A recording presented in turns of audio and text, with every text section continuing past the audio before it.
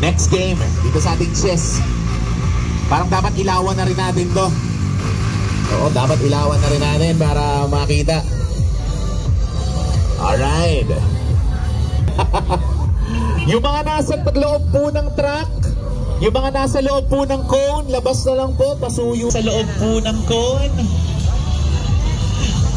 Yes, that will be continued tomorrow.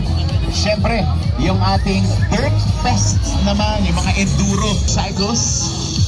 Yan, mga high-flying motorcycles earlier.